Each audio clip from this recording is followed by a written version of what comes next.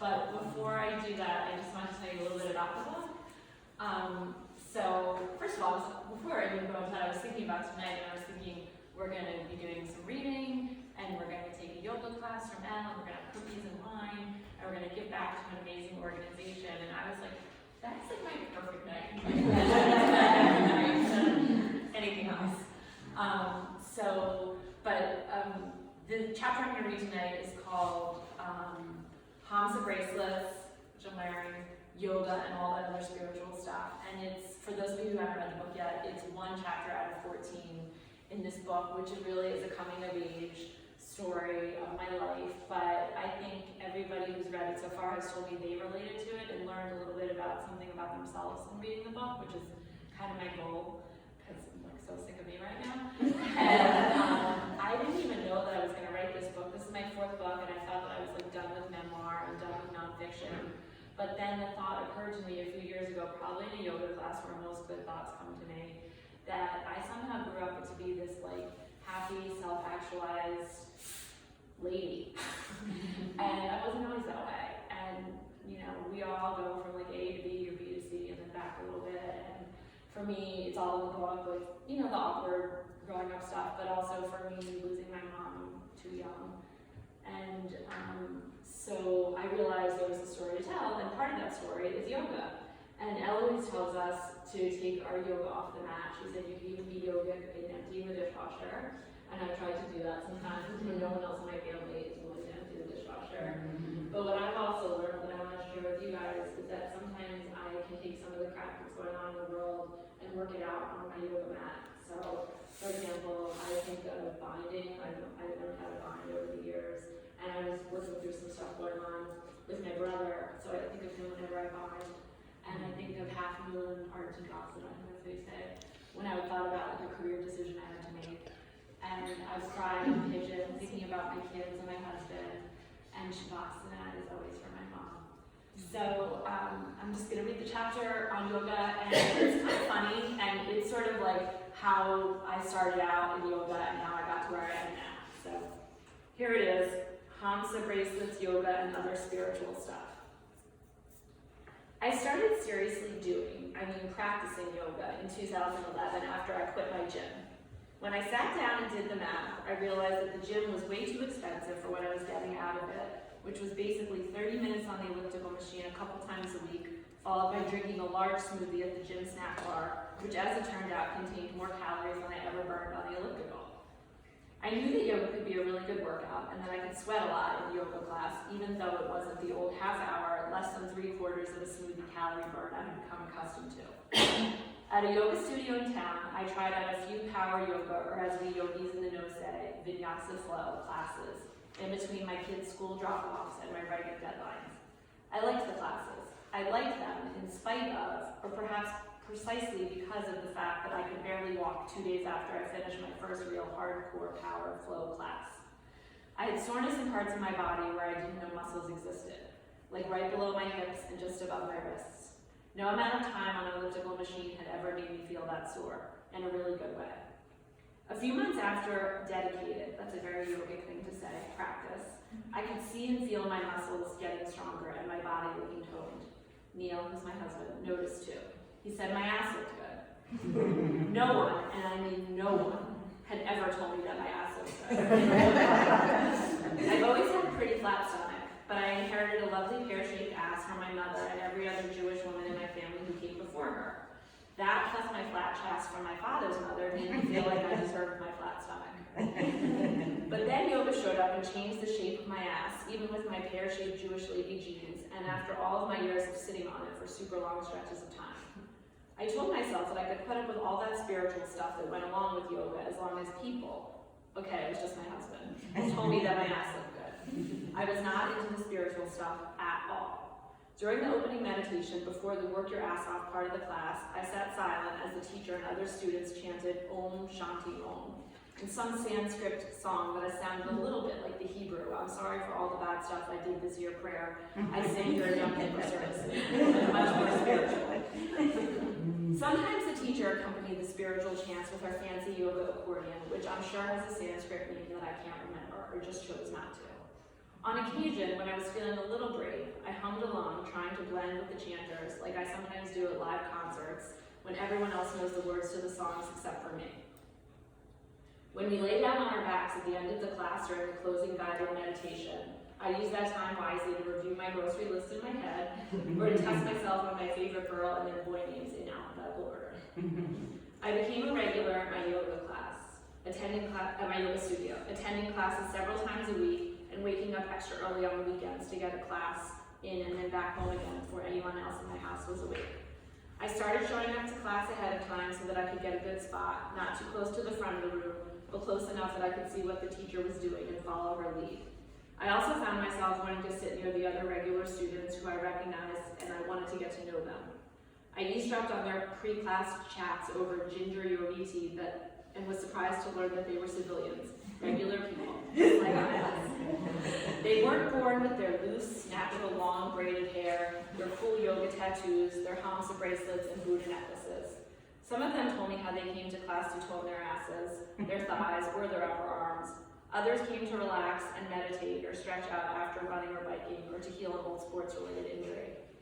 They told me about their lives outside yoga. They were moms, dads, doctors, nurses, hairdressers, teachers, artists, and even a couple writers. I told them about my life. We became friends, yoga friends. I got so excited when I saw one of my yoga friends outside the studio, kind of like when you're a kid and you see your teacher buying milk at the grocery store and you begin to understand that she's a regular person too, just like you. I also got to know Reed Worship, my yoga teachers. I asked them a lot about how they got into yoga. One of my favorite teachers is a former aerobics instructor. And sometimes when I watch her teaching, as the light from the oversized front window in the studio hits her just so, I see an uncanny resemblance between her and my mother. I told her that once, and she gave me a huge, warm, long yoga hug, which felt like sunshine and a full body massage. Another awesome teacher used to dance professionally. She reminds me of a much younger version of my flat-chested grandmother, who incidentally practiced yoga long before I knew that yoga was something you could practice. Lying on her back with her legs up the wall in her pajamas and her fancy old lady silk robe, every night before bed in her apartment in Boca Raton. She lived to be a healthy and vibrant 93-year-old woman. I attribute some of that longevity to yoga. My cousin Catherine, another civilian, not to mention former college athlete and lawyer, got really into yoga about the same time I did. Catherine got so into it that she enrolled in a year-long teacher training course, which she likened in intensity to studying for the bar exam. She now teaches yoga at another studio to kids after school and to adults at 6 a.m. before they go off to work in an amazing sunrise vinyasa flow class. Catherine and I came out to each other, comparing notes on our favorite yoga poses, favorite yoga music, and favorite yoga pants. She likes Lululemon, I prefer Gap Body. We also admitted to each other that we were starting to get into all that spiritual stuff.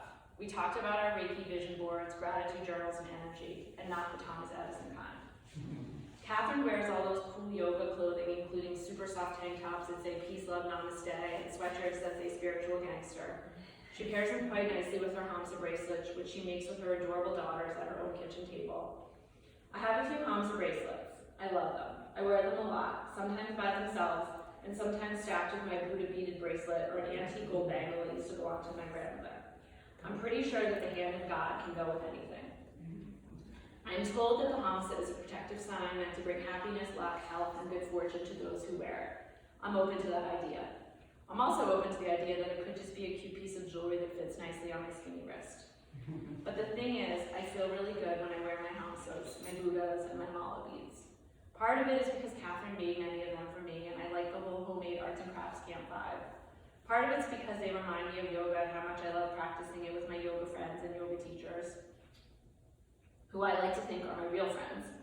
And I must admit, part of it is because I do feel like maybe, just maybe, I'm warding off evil spirits and exuding and attracting good energy when I wear them. Relax, breathe. I'm not getting a yoga tattoo or a nose piercing. But I have come to believe in a way that makes so much sense to me in so much of the spiritual yoga stuff. At some point, and I'm not exactly sure when, my humming turned into full-on Om Shanti Om, sing it like no one's listening chanting. Around that same time, my end-of-class grocery list review turned into actual lie there and breathe and let the thoughts come and go meditation. I have my own mantra, it's let go. And I say it to myself over and over as I breathe in and out through my nose and chill the fuck out in a way that was never possible for me in my pre-yoga life. I've observed weird images running through my head, or as we yogis say, my mind's eye during meditation. I've seen all the colors of the rainbow, light blue rocky sand, giant orange ocean waves, fire-breathing dragons with distorted faces, magnolia trees in full bloom, and also the faces of real people from my past whom I have not thought of in years. And then guess what? I ran into a few of those people in the days and weeks that followed those meditations. Or in some cases, those people called me or emailed me, or perhaps, or a friend of mine randomly asked me about them. Coincidence? Perhaps. Perhaps not. Other weird things started happening to me during meditation. One day toward the end of a class with my favorite teacher, who at that point I had convinced myself might just be my mother reincarnated. I came to from the meditation with tears in my eyes as I felt a tingling sensation through my body. The Beatles' Let It Be played in the studio at that moment, and my teacher / reincarnated mother explained to the class that Paul McCartney wrote that song in tribute to his late mother Mary, who in times of trouble gave Paul the advice, let it be. I never knew that. I really needed to hear that very same advice that morning as I was trying to figure out how to navigate some crazy family stuff going on in the wake of my mom not being alive anymore to make everyone in my family happy, or at least functional. And so I let it be. It helped. I now look forward to Shavasana, corpse pose, as I take the time to channel certain images and thoughts in my head. I've imagined an older lady version of my mom, being a grandmother to my kids, giving them a hug and telling me that I'm doing just fine and to let go. So basically, my dead mother is speaking my mantra to me in my head. It's kind of crazy, but it works for me, and I feel so good after meditation. I sleep better at night, and I'm told that I'm a much nicer person after I practice yoga. I judge people and places based on their energy and say things like, I can't go there anymore, bad energy. And I want to hang out with her. I love her energy. It turns out that the energy they talk about in yoga really is the Thomas Edison kind of energy, after all. The Cliff Notes version of all 4 years of science class I took in high school. We are all made of atoms, which make up the cells in our bodies, and therefore we all have a certain amount of energy in our bodies. When we're feeling happy and good about ourselves, that energy is at a higher level. And when we're feeling really crappy, our energy levels drop. You know those bitchy girls who always complain and suck the life out of the party? They have really low energy. You could, if you were a yogi like I am, call them energy vampires, because that is a thing.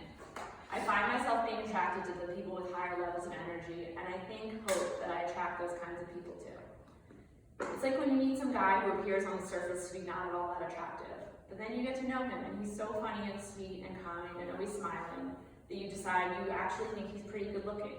That's his high level of positive energy. The same goes for the seemingly physically drop-dead gorgeous girl who never smiles and is mean to everyone, even her super sweet old lady grandmother. All of a sudden, the hot chick doesn't look so hot anymore because she's giving off negative, super low levels of energy. I'm a little scared of my energy levels and the powers they may be sending out to the universe. I think I might be a witch. There have been way too many times in my yoga practicing life when I haven't felt like going out to an event or a party, and then it turned out that one of my kids got sick or a babysitter canceled, and so I don't have to go. I've convinced myself that I'm the catalyst for a few cases of strep throat, a couple of giant snowstorms, and our babysitter's car troubles. I can't control my witchcraft. Maybe wearing more Hamsa bracelets would help. Maybe fewer. Not sure. I do know that I'd like to continue practicing yoga for as long as I can. I aspire to be like the 98-year-old woman I read about in the athletic catalog. She's been teaching and practicing yoga for 75 years. She looks better in her yoga pants. Hers are athleta, obviously, than most people I know, even those who are less than half her age. She rocks this long, funky necklace that looks like it's giving off high levels of positive energy, and of course she has a mantra. My family encourages me to keep practicing my yoga. Go to as many classes as you like, he tells me. Go every day. I think he likes me better on the days I practice. I like myself better when I practice. And there's also my new and